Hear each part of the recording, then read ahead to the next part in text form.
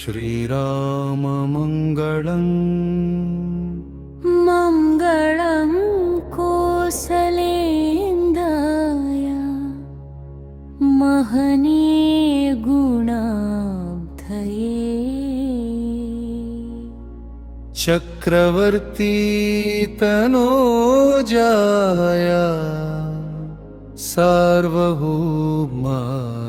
मङ्गलम्।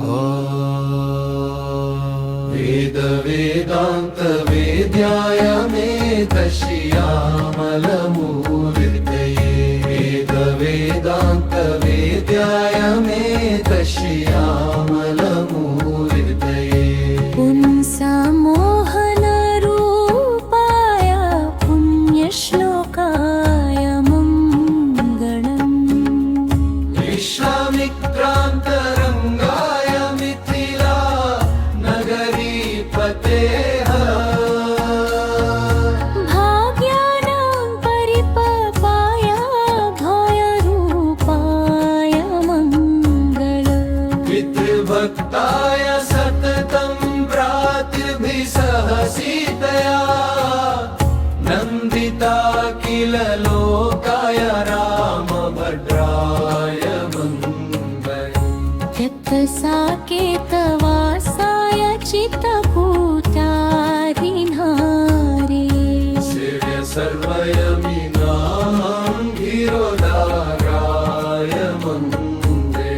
स्वामित्रिणा च जनक्या भापुराणासिधारिणे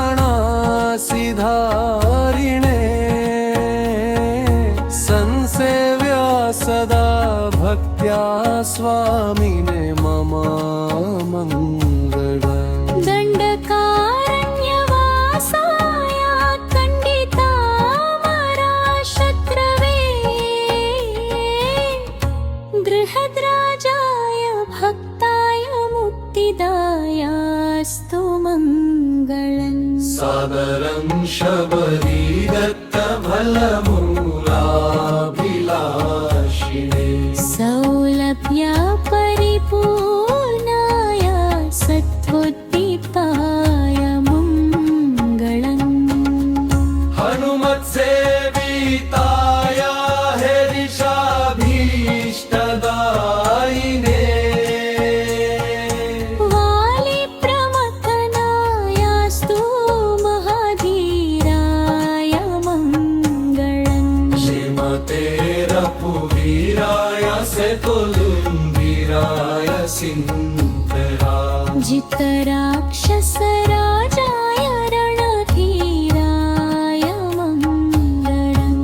आसाद्य नगरं धीमप्रभिषिक्ताय सीतया राजाधिराजा राजाय रामभद्राय मङ्गलम्। मङ्गलाशासना परिर्मदाचार्य पुरोगमैति सर्वैश्च